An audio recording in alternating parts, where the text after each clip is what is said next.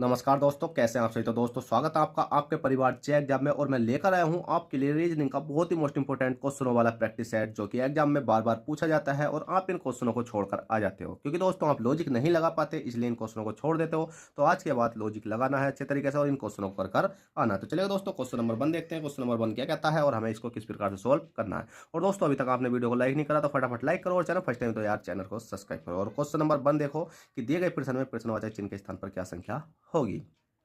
अब प्रश्नवाचक चिन्ह आपको दिखाई दे रहा है, ये वाला है, और इसके स्थान पर आपको संख्या लानी है। अब दोस्तों इसके स्थान पर संख्या लाने के लिए आपको ये देखना है कि 64, 36, 49 से 21 कैसे बना। अब आपको देखा जाए तो भाई इन संख्याओं को हम 64, 36, 49 को माइनस करके देखते हैं तो 21 बना लेते हैं।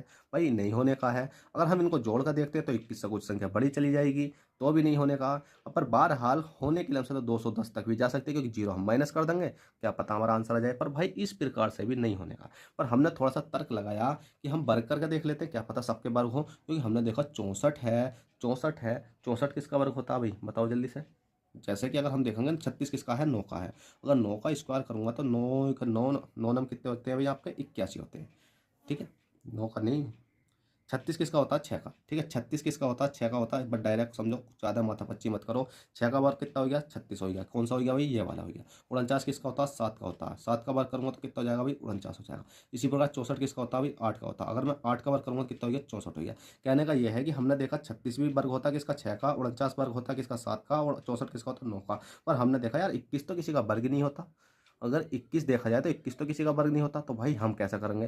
तो भाई लॉजिक आपके सामने है, अब तो आंसर आपके सामने है, जल्दी बताओ कैसे करोगे। भाई इस संख्या को जोड़ कर देखो, 7 मतलब 6, 7, 8 को अगर हम जोड़ते हैं तो भाई 21 बैठता है। तो 21 बैठा तो हमारा राइट आंसर आ गया, हमें डरने की जरूरत नहीं है। अब इसी प्रकार से हम इसमें कर लेते हैं। 81 किसका होता है, अभी 9 का होता है। अगर मैं 9 का वर्ग करूंगा तो 9 नम कितने हो जाते हैं आपके, 81। देखो 100 किसका होता है आपका, 10 का होता है। 10 का वर्ग करूंगा तो दही कितने हो गए आपके, 100।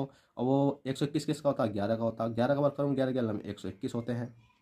ठीक है, अगर मैं इन तीनों संख्या को जोड़ता हूँ, 9, 10, 11 को अगर मैंने जोड़ा, 9 और 10 और 11 को मैंने जोड़ा तो कितना बैठा भाई मेरा, 30 बैठा। कितना बैठा, 30 बैठा। तो इसका मतलब यहाँ क्वेश्चन मार्क की जगह 30 आ जाएगा और 30 ही आपका correct answer option number C में हो जाएगा। चलिए दोस्तों, क्वेश्चन नंबर 1 हो गया। क्वेश्चन नंबर 2 देखते हैं। क्वेश्चन नंबर 2 क्या कहता है।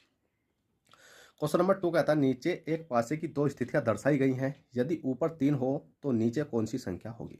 अब दोस्तों कुछ स्टूडेंट ऐसे होते हैं कि इन वाले क्वेश्चनों को देखकर ना छोड़कर आ जाते हैं, क्योंकि उनको पासा अच्छे तरीके से समझ में नहीं आता। और मैंने आपको बताया है पासे का एक रूल है। बस अगर आप सात समझ गए, सात का मतलब है अगर आप समझ गए कि ये सात कहाँ से आता है, बस, और आप समझ गए कि मानक पासा कौन सा होता है और साधारण पासा कौन सा होता है, तो समझ लो पासे में कुछ नहीं है, कुछ भी। और एक बार क्लॉकवाइज घूमना सीख जाओ और एक बार एंटी क्लॉकवाइज सीखना घूम जाओ। ठीक है, तो इसमें पूछा गया है कि एक पासे की दो स्थितियां दर्शाई गई हैं, दो स्थिति दर्शाई गई है भाई, 1 और 2 है। यदि ऊपर 3 हो तो नीचे कौन सी संख्या आएगी। अब दोस्तों ऊपर 3 हो तो नीचे कौन सी संख्या आएगी। तो कुछ स्टूडेंट क्या करते हैं कि जो 3 वाला होता है ना, जो उनसे जैसे 3 दिखाई दे रहा, तो इसका ही अपोजिट इधर देखते हैं कि 5 है और 5 आपका करेक्ट आंसर आएगा। पर दोस्तों 5 आपका गलत हो जाता है, 5 आपका गलत हो जाता। तो भाई सही क्या होगा, जल्दी से बताओ सही क्या होगा।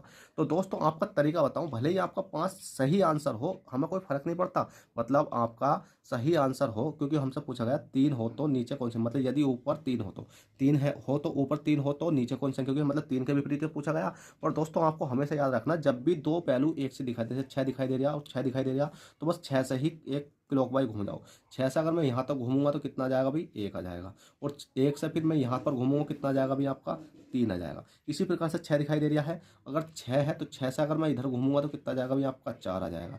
और 4 से अगर मैं इधर घूमता हूँ तो कितना आ जाएगा भाई हमारा, 5 आ जाएगा। अब दोस्तों बस पूछा क्या गया था आपसे कि 3 हो तो 3 हो तो नीचे कौन सी संख्या होगी। तो 3 ऊपर है तो नीचे कौन सी हो जाएगी भाई, 5 हो जाएगी। तो हमारा 5 करेक्ट आंसर हो जाएगा। भले ही आप ला सकते हो आंसर भाई, डायरेक्ट 3 की जगह 5 ला सकते हो। पर दोस्तों अगर आपसे इसमें पूछा गया हो कि कि 6 के विपरीत क्या होगा, बताओ। अगर मैं यहाँ पूछ लूँ यदि ऊपर 6 हो तो नीचे कौन सी संख्या होगी, तो आप कैसा करोगे। अगर ऊपर 6 हो तो नीचे कौन सी संख्या होगी। तो दोस्तों जो 6 का विपरीत होता है हमारा, हमारी जो एक संख्या इसमें गायब हो जाती है, जैसे 1 है, 2 तो दिखाई नहीं दे रही भाई, 2 दिखाई नहीं दे रही, तो 6 को काट के हमारा क्या कर देंगे, 2 हो जाएंगे। तो 6 के विपरीत 2 होगा हमारा। ठीक है, तो आपको हमेशा लॉजिक से पढ़ना चाहिए, ये नहीं है कि कुछ भी पढ़ लिया। चलिए क्वेश्चन नंबर 3 देखते हैं। क्वेश्चन नंबर 3 क्या कहता है। क्वेश्चन 3 है, दिए गए प्रश्न में प्रश्नवाचक चिन्ह के स्थान पर क्या संख्या होगी। भाई प्रश्नवाचक चिन्ह ये लिया और इसके स्थान पर हमें संख्या लानी है और बहुत सिंपल क्वेश्चन है, 1 मिनट में सोल्व करके दिखाता हूँ। भाई देखो, 1 है, 1 से 2 तक जाना, 1 से 2 तक जाना, 2 है, 2 से 3 तक जाना, 3 है, 3 से 7 तक जाना। अब आप कहोगे सर ये कौन सा लॉजिक है, हमारे तो समझ में नहीं आया। देखो, 1 से 2 तक जाने के लिए प्लस के 1 करना पड़ा, 2 से 3 तक जाने के लिए प्लस के 1 करना पड़ा और 3 से 7 तक जाने के लिए क्या करना पड़ा भाई, प्लस के 4 करना पड़ा। पर आपने सोचा कि भाई लॉजिक गलत है, लॉजिक गलत है। अब हमेशा याद रखना है कि ये मैंने लॉजिक क्यों ढूंढा, क्योंकि दोस्तों 1 से 2, 2, 4, मतलब 4 से फिर 3, फिर 8, 8 से 7, तो इसका मतलब जब एक संख्या घटती है बढ़ती है तो उसमें हमेशा 2 सीरीज बनती हुई आपको दिखाई देंगी। ठीक है, अब दोस्तों आप करके तो देखो यार, 7 में बस डायरेक्ट आप जोड़ कर तो देखो, जब 4 जुड़ा तो 7 में प्लस के 4 और तो जोड़ कर देखो कितना बैठता है, 7 4 कितने हो गए भी, 11 हो गए। जब 11 हो गए तो चलो इसको तो रहने दो, ऑप्शन में भी है तो भाई हमारा लॉजिक लग गया। पर हमें ये भी तो देखना है कि 2 से 4 तक जाना है, 4 से 8 तक जाना है, 8 से 10 तक जाना। तो 2 से 4 तक जाने के लिए आपको क्या करना पड़ा अभी, प्लस के 2 करना पड़ा। और 4 से 8 तक जाने के लिए प्लस के 4 करना पड़ा। 8 से 10 तक जाने के लिए क्या करना पड़ा भाई, प्लस के 2 करना पड़ा। तो ऊपर सीरीज बनी 2 4 2 और नीचे सीरीज बनी 1 1 4 4। ठीक है, चलिए दोस्तों, क्वेश्चन 3 हो गया। 4 देखते हैं, क्वेश्चन 4 क्या कहता है। तो देखिए क्वेश्चन नंबर 4 है। क्वेश्चन नंबर 4 स्टार्ट करने से पहले भाई, अभी तक आपने वीडियो को लाइक नहीं करा भाई, जल्दी से लाइक कर दो यार, क्यों कंजूसी करते हो इतना, जल्दी लाइक करो। चलो क्वेश्चन नंबर 4 देखो, दिए गए प्रश्न में विकल्प, मतलब दिए गए प्रश्न के विकल्प में विषम संख्या ढूंढनी है। मतलब जो सी आपको प्रश्न, मतलब 4 विकल्प दिखाई दे रहे हैं, इसमें एक विषम संख्या है, वो कौन सी है। तो भाई विषम संख्या ढूंढने के लिए आपको देखा होगा 50 है, 120 है, 145 है या 37 है। बताओ जल्दी से कौन सी है। तो भाई हमने देखा यार, 36 के पास ये आता है, 49 के पास ये आता है, 145 किसका वर्ग के पास आता होगा, ये 12 वाले में 144। ठीक है, तो हमें लॉजिक मिल गया भाई। लॉजिक जैसे ही मिला हमने एकदम सोल्व कर दिया। कैसे मिला, देखो 50 है, 50 7 का वर्ग करेंगे हम, 7 का वर्ग करेंगे कितना हो गया, 7 7 49, प्लस के 1 करेंगे तो कितना आएगा भाई हमारा, 50 आएगा। लॉजिक मिल गया।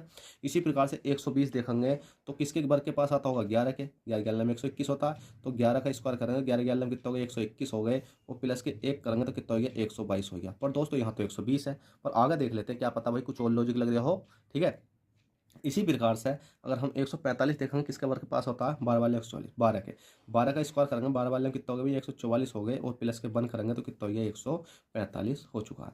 इसी प्रकार से 37 किसके पास आता है, 6 के, 6 का स्क्वायर करेंगे, 6 6 कितने हो गए, 36 हो गए, 36 में प्लस के 1 करेंगे तो कितना हो गया आपका, 37 हो गया। तो देखा जाए तो हमारा कौन सा ऑप्शन गलत हुआ, ऑप्शन नंबर बी हुआ, क्योंकि सब में प्लस के 1 करने के बाद में हमारी जो संख्या थी वो संख्या आ चुकी है। और दोस्तों यहाँ वर्ग भी करा हमने, और वर्ग करने के बाद प्लस के 1 जोड़ा, तो भाई यहाँ आना चाहिए था कितना भाई, 122, पर ऑप्शन में दिखाई दे रहा है हमें 120, तो इसका मतलब यही हमारा गलत हो जाएगा। चलिएगा, क्वेश्चन नंबर 4 हो गया। 5 देख लेते हैं, क्वेश्चन नंबर 5 क्या कहता है। चलिए क्वेश्चन नंबर 5 है, दिए गए प्रश्न में प्रश्नवाचक चिन्ह के स्थान पर क्या संख्या होगी। प्रश्नवाचक चिन्ह दिखाई दे रहा है भाई, ये वाला, इसके स्थान पर हमें संख्या ढूंढनी है।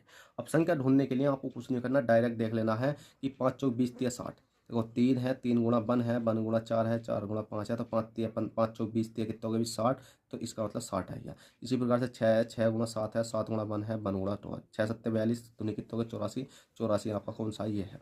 तो इसका करने के लिए तो आपको कुछ नहीं करना, 10 है, 10 गुणा 3 है, गुणा 3 है, गुणा कितना 1 है, 10 30 कितने हो गए आपके 90, और 90 ऑप्शन नंबर ए में आपका राइट हो जाएगा। चलिए क्वेश्चन नंबर 5 हो गया। क्वेश्चन नंबर 6 देख लेते हैं, क्वेश्चन नंबर 6 क्या कहता है। अब दोस्तों क्वेश्चन नंबर 6 भी है कि आपका जो प्रश्नवाचक चिन्ह है ये वाला, इसके स्थान पर आपको संख्या ढूंढनी है। अब इसके स्थान पर संख्या लाने के लिए आपको लॉजिक लगाना होगा कि 5 से 127 कैसे बना। या तो 5 से इसको भाग देकर देख लो, 127 मतलब कितनी बार कटेगा।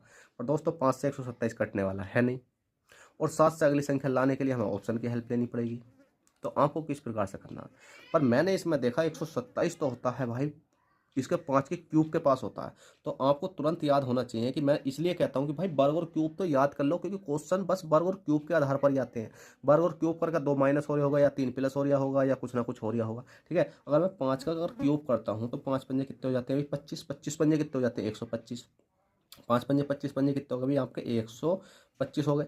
और 125 में मैंने प्लस के 2 जोड़ा तो कितना हो गया आपका, 127 हो गया है। ठीक है, अब देखेगा ये है 7 है, अगर 7 का अगर मैं क्यूब करूं तो भाई 7 का क्यूब याद होना चाहिए। 7 सत्ते 49 सत्ते कितने होते हैं, 343 होते हैं, 343 होते हैं। अब 343 में यहाँ प्लस के 2 करा था तो भाई यहाँ ही प्लस के 2 करना पड़ेगा। तो 343 में 2 जोड़ूंगा तो कितना हो जाएगा, 345 हो जाएगा। क्या 345 किसी ऑप्शन में है, जी बिल्कुल है, ऑप्शन नंबर ए में।